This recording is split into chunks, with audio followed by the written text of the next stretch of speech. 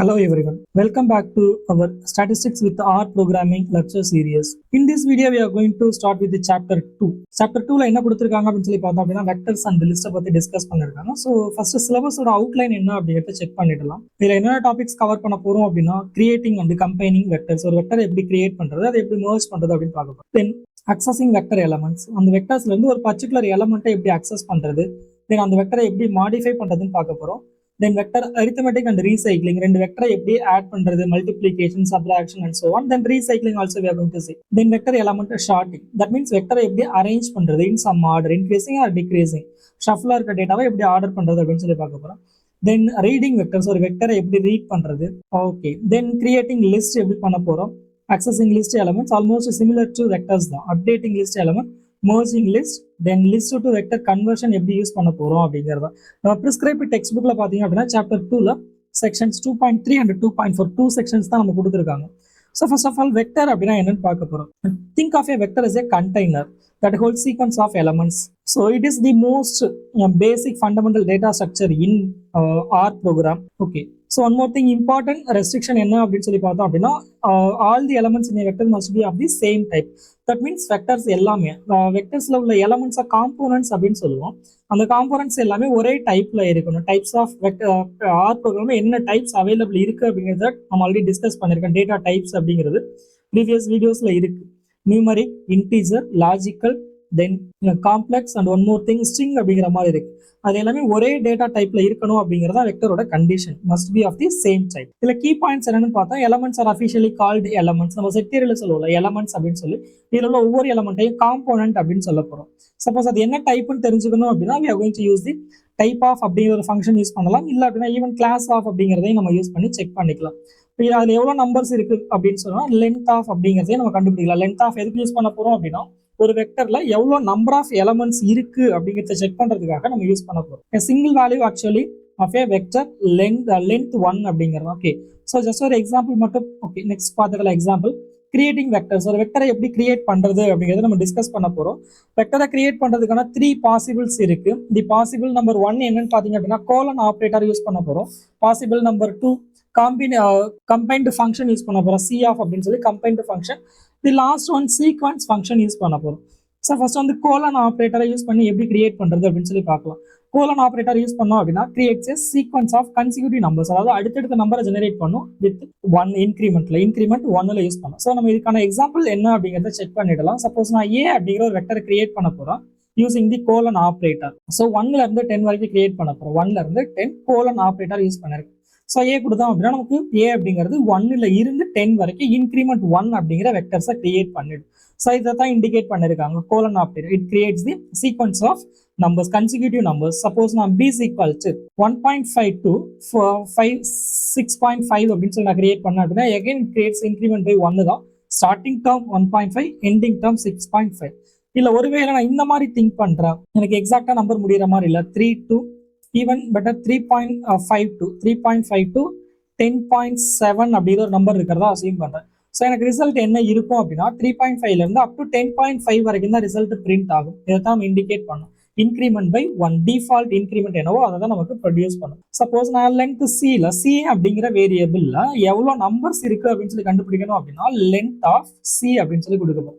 So 8 numbers இருக்கிறத indicate பண்ணிடுது. 3.5, 4.5 and so on it is 8 அப்படின்னு சொல்லி.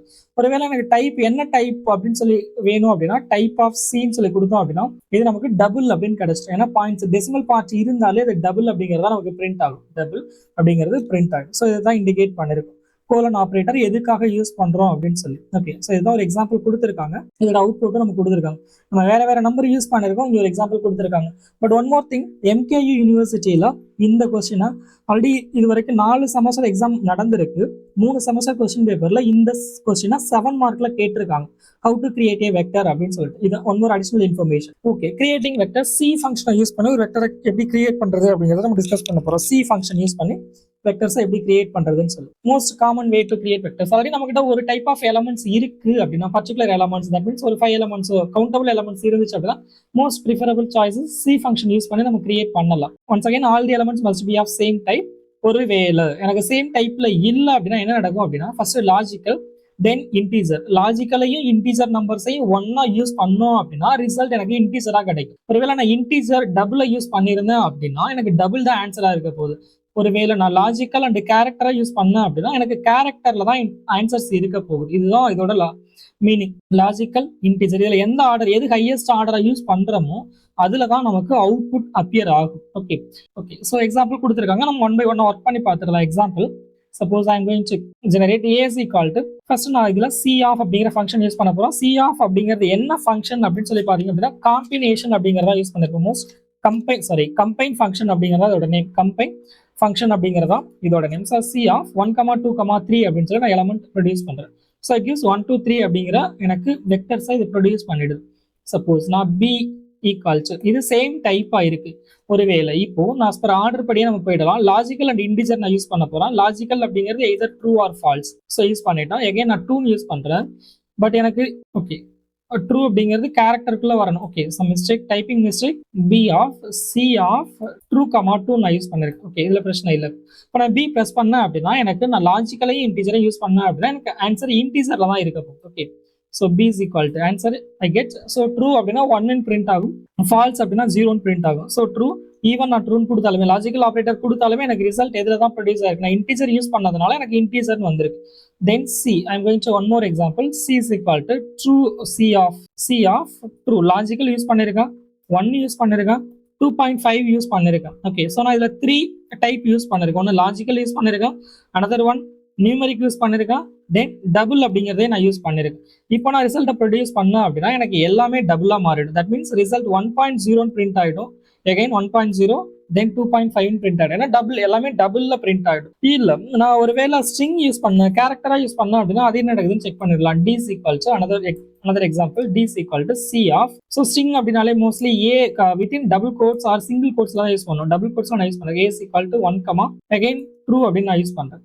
இப்போ நான் ரிசல்ட் ப்ரொடியூஸ் பண்ணேன் அப்படின்னா எனக்கு என்ன கிடைக்கும். ஓகே இப்போ நான் ரிசல்ட் ப்ரொடியூஸ் பண்றேன் அப்படின்னா மோஸ்ட்லி நான் இங்க வந்து ஸ்ட்ரிங் அப்படிங்கிறது யூஸ் பண்ணிருக்கிறதுனால எல்லாமே டெக்ஸ்டா மாறும். அதாவது ஏ அப்படிங்கிறது டபுள் கோட்ஸ்குள்ள வந்துடும், 1 அப்படிங்கிறது டபுள் கோட்ஸ்குள்ள வந்துடும், அகைன் ட்ரூ அப்படிங்கிறதும் ரிசல்ட் 1 பிரிண்ட் ஆகும், அதுவும் டபுள் கோட்ஸ்குள்ள தான் அப்பியர் ஆக போகுது. எஸ் எல்லாமே டெக்ஸ்டா மாறினதுனால நமக்கு இருந்துச்சு. ஸோ இந்த ஆர்டர்ல தான் நமக்கு கோலன் ஆப்ரேட்டர் ஒர்க் ஆகும். Okay so next one sequence function use பண்ண போறோம். சீக்வன்ஸ் அப்படிங்கிறது என்னன்னு சொல்லி பார்த்தோம் அப்படின்னா சீக்வன்ஸ் ஆஃப் அதாவது அரேஞ்ச்மெண்ட் ஆஃப் நம்பர்ஸ் அப்படின்னு சொல்லி மேக்ஸ்ல சொல்லுவோம். மோஸ்ட்லி இது மேக்ஸ்ல தான் யூஸ் பண்ண போறோம், மேக்ஸ் எக்ஸ்பிரஷன்ஸ்க்கு யூஸ் பண்ண போறோம்.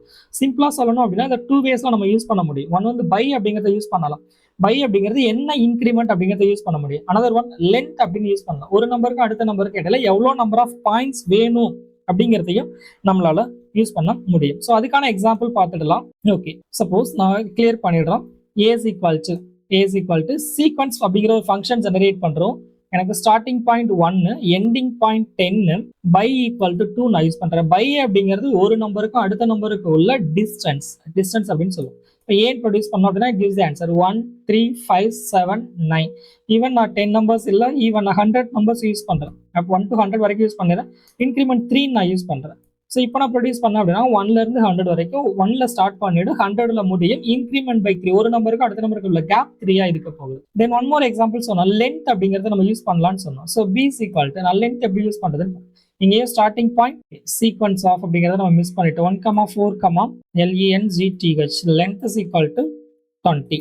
ஸோ 1க்கும் 4க்கும் இடையில எனக்கு 20 எலமெண்ட்ஸ் வேணும் அப்படிங்கிறத ப்ரொடியூஸ் பண்ணிருக்கு. Okay it gives the answer. So 1க்கும் 4க்கும் இடையில starting point is 1, ending point is 4.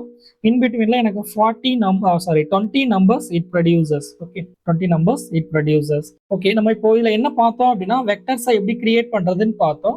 So 3 டைப்ஸ்ல பார்த்துருக்கோம். ஒன் வந்து சீக்வன்ஸ் கோலன் ஆப்ரேட்டர் யூஸ் பண்ணோம், செகண்ட் வந்து சி ஃபங்க்ஷன் யூஸ் பண்ணோம், தேர்ட் ஒன் சீக்வன்ஸ் அப்படிங்கிற ஆப்ரேட்டர்ஸ் யூஸ் பண்ணிருக்கோம். இதுல ஏதாவது கொஸ்டின்ஸ் ஆர் கிளாரிஃபிகேஷன் இருந்தது அப்படின்னா உங்களோட டவுட்ஸை கமெண்ட் செக்ஷன்ல போஸ்ட் பண்ணுங்க. வீடியோ பிடிச்சிருந்தது அப்படின்னா லைக் பண்ணுங்க. Thank you.